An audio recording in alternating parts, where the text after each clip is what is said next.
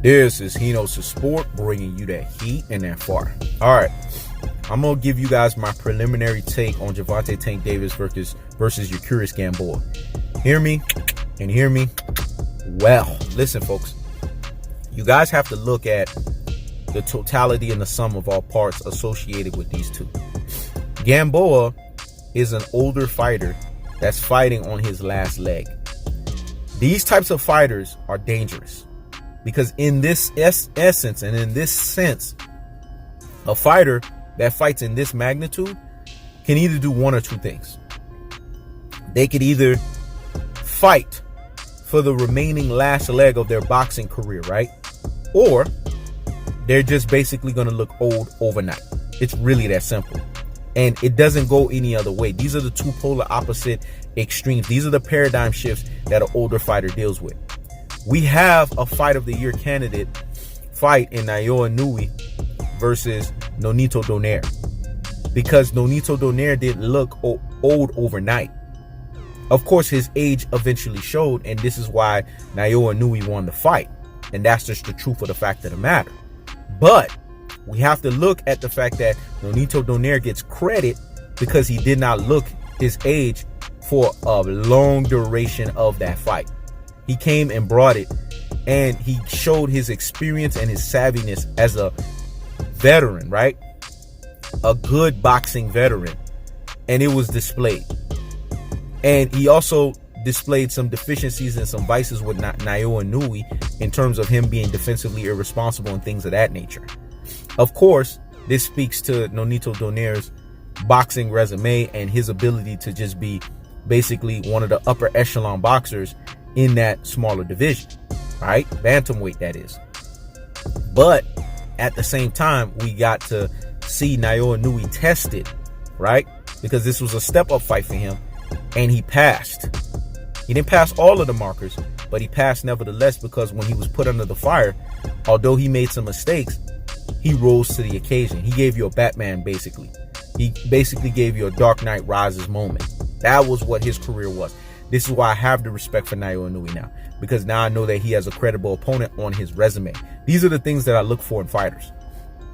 The reason why Gamboa is a credible opponent for Gervonta Tank Davis is because Gamboa has a outstanding pedigree, Cuban pedigree that is, in boxing. And he has power. If you notice, Terrence Bud Crawford warned Gervonta Tank Davis of Gamboa's power. You know why? Because Gamboa still has created basically a mini blueprint on how to expose Terrence Bud Crawford. Started with him, even though he lost that fight.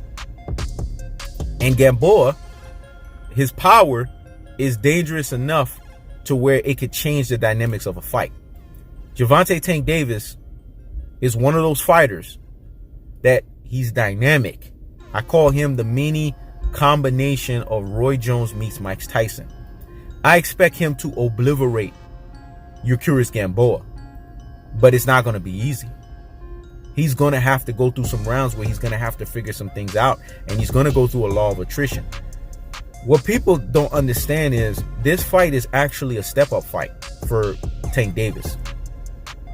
And if people are being real with themselves and using what we call the true boxing eye test, they could see that he's going to get tested. Because when a guy has an accomplished Cuban background pedigree, I don't know no Cuban fighter that does not bring the fight. Let me say it again. I don't know no Cuban fighter that does not bring the fight. Do you know one? Let's look at the list of names of Cuban background pedigree fighters. We got to put respect on these Cuban background pedigree fighters' names. Rigondeaux Guillermo Rigondeaux. Isn't he Cuban? Eraslan de Lara. Isn't he Cuban? Dennis Ugas. Isn't he Cuban? Luis Ortiz. Isn't he Cuban? What is the underlying and undercurrent thing that you're seeing, the theme here that you're seeing with all of these Cuban fighters? Their background and their pedigree matches. It's not just hearsay. It's not just talk. It doesn't sound cute. It actually matches thereof with what they're able to do in the square circle. So how is Gamboa any different? Gamboa didn't get to where he got to just by twiddling his thumbs. He got there for a reason. It's because he's a very good boxer. And people need to stop with this pandering narrative, because remember, pandering narrative have what?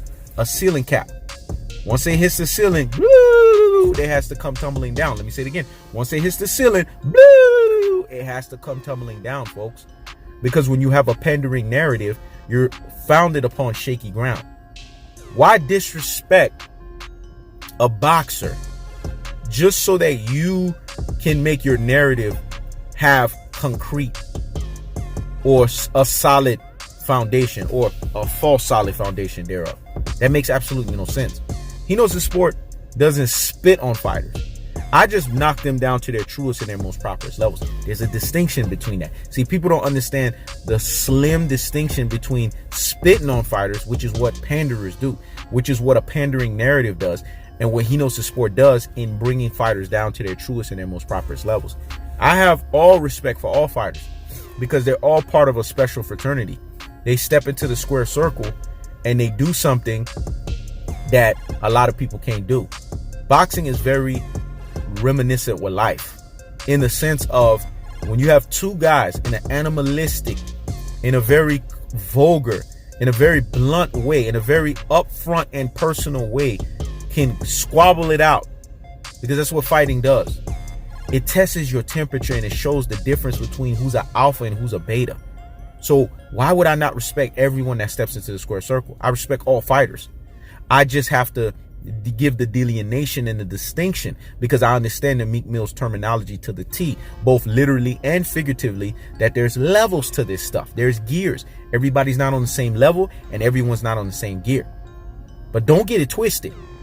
Gervonta Tank Davis is going to knock out Gamboa, but it's gonna take him time, because what he's going to find is at moments he may possibly get outboxed, because of the fact that Gamboa boxing ability is of supreme excellence and it's at an advanced level. Like I said, he didn't get where he got by twiddling his thumbs. He didn't make Terrence Bud Crawford's legs turn straight because he was just sitting there thinking and guessing. It happened off of normal, conventional boxing movement that he's probably hit people with that shot over and over and over again. And it's phonetics. It's like a habit, a built-in habit. So my preliminary assessment of this fight is Gervonta Tank Davis is going to knock out Gamboa, but it's going to take Gervonta Tank Davis time. And Gervonta Tank Davis himself alluded to the same thing. You see, it's so interesting how these fighters are always in line on the thumb and on the needle that he knows the sport is on. Because he out of his own mouth said the same thing that I'm telling you right now. I'm going to take time to figure this guy out, because I have to respect the fact that he has a boxing pedigree and he can fight and he has power. So I have to be careful when I'm coming in. And I'm not going to make the same mistakes of doing trade-offs. I'm actually going to use lateral ability, which he's very good at, and I'm going to use my athleticism and my explosion. This is what Gamboa needs to do. I kind of given you guys preliminary keys of victory for this fight, but I'm not going to go there because I feel like I need to talk about that when that video comes out. But in my preliminary assessment of the video, Gervonta Tank Davis should win the fight, but it's not going to be easy. And in all essence, this is not only a step-up fight for him at 135, it's an introduction to 135. And you guys have to look at Gamboa. He's a gatekeeper. Gatekeepers are dangerous because gatekeepers, you have to get by them in order to fight the upper echelon. Let me say it again. You have to get by them in order to fight the upper echelon. Yuriorkis Gamboa is a gatekeeper, and he's going to be a very dangerous gatekeeper that's on the last leg of his boxing career. And being that he's on the last leg and testing his temperature and testing his personality, I see him as a fighter that's not just going to be willing to croak over it and just be willing to give up. So, like I said, Gervonta Tank Davis is going to be in for a fight, but he should knock out Gamboa. It's really that simple.